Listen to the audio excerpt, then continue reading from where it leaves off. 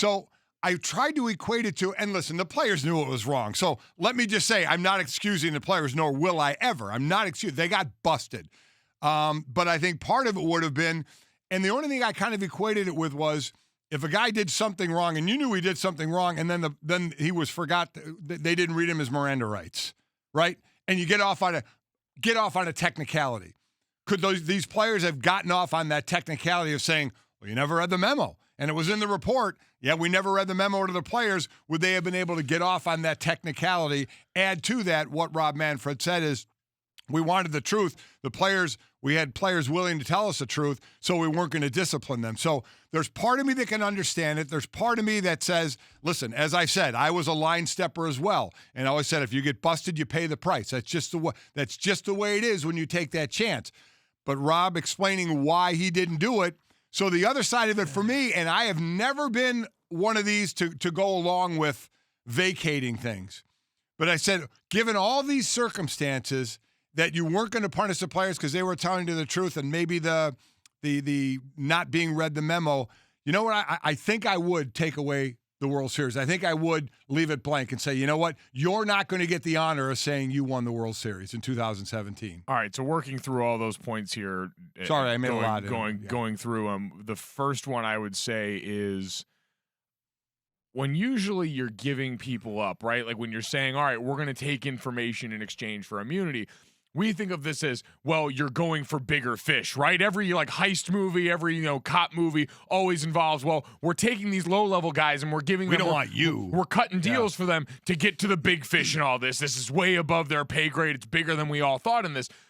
This one, I understand Lou now in the front office played a part in it, and there's all these emails and code breaker and all these things, but at the end of the day, did the commissioner's report not state that this was a player-led thing? Yes, it did. So the big fish in this is the guys that you're giving immunity to in order to fire a bunch of other people that weren't as directly involved. And maybe I'm not giving credence to what an organizational-wide effort this was, and the idea that it did go further because of the front office, and maybe there's some credence to that, but there's still part of me that thinks the people you were going after and the ones you should have really been trying to go after were the exact ones you gave immunity to. And I can, like you, kind of reason why you would do that, but the ultimate goal should still be to punish the people doing the most wrong, and that still happens to be the players in this instance. Especially given the fact that it's the players that are the stars and the faces of the organization. I mean, that's a reality to me that you're right. I mean, what's the most damning way that you can make a statement is if you go after a superstar baseball player and tell him he's never going to get to play again. Now that sends a statement.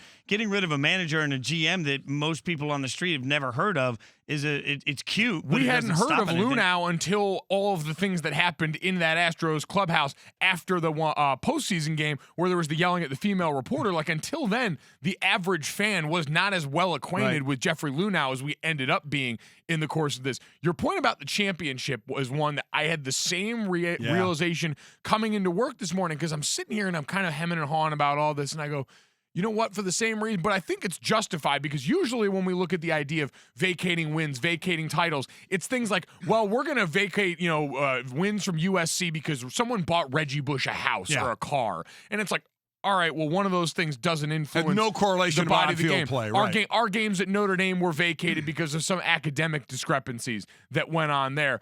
But it didn't have any effect on what was on the field, unless you want to say those kids shouldn't have been eligible, blah, blah. It wasn't affecting the competitive balance on the field in any meaningful way. This is exactly what that was. This was sign stealing that, despite what they have protested in the course of this, absolutely gives you a competitive advantage. There is no disputing that in anybody's mind. And so if you wanted to take this one away, I'd look at it and go, yeah, you're pretty justified. You're about as justified as you could be. And I'm also really bothered by Rob Manfred's response to that. His quote, "The idea of an asterisk or asking for a piece of metal back seems like a futile act." So that's what a World Series. It's a piece of metal. When you're presenting it, it's not a piece of metal. All of a sudden, it's the greatest trophy in the world. But now it's a piece of metal. See, and I'm with you. I completely disagree with him on this one, just for the fact that these guys were guilty. They were found to be guilty, and there is zero punishment. I mean, zero. And I don't want to hear of, they're going to be looked at differently. Whatever, okay? Well, there is zero. When guys take PEDs and get busted for it, they lose games and they lose money. These guys lost nothing. So that's why I am so normally against vacating something. But you know what? They lost nothing. Give them nothing. And when Rob Manfred will say, well, do you want to set precedent?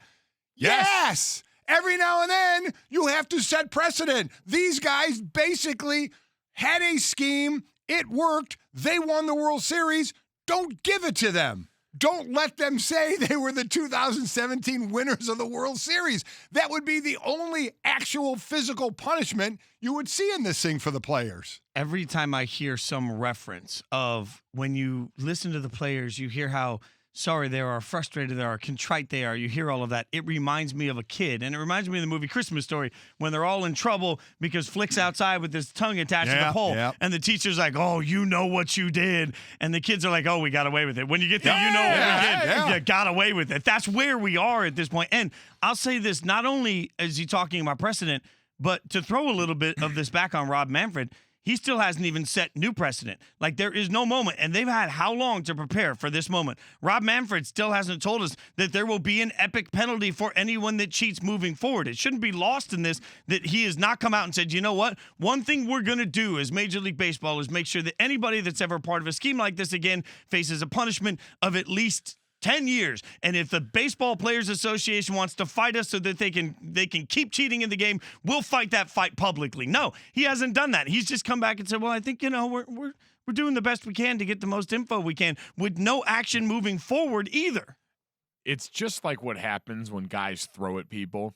And we say, if you really wanted to take all of like the beanball out of baseball where guys are throwing at each other all the time, you would suspend pitchers a lot longer than 5 days, a.k.a. one start in a lot of this. But you don't actually have a vested interest in stopping that, and so you allow it to go on. This proves, all right, wait a minute. So didn't lose any MVP awards. Nope.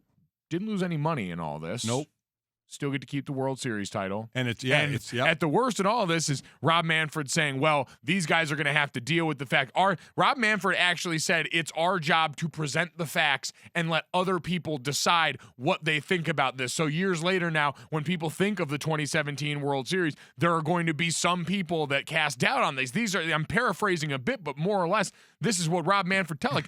No, it's your job to deter this going forward, and that's not happening right now in any meaningful way, to Jason's point. It's the Christmas Story example is perfect. It is going to be the Astros sitting around in the clubhouse going, guys, we did it. Thanks for watching ESPN on YouTube. And for more sports highlights and analysis, be sure to download the ESPN app. And for premium content plus live streaming, make sure to subscribe to ESPN Player.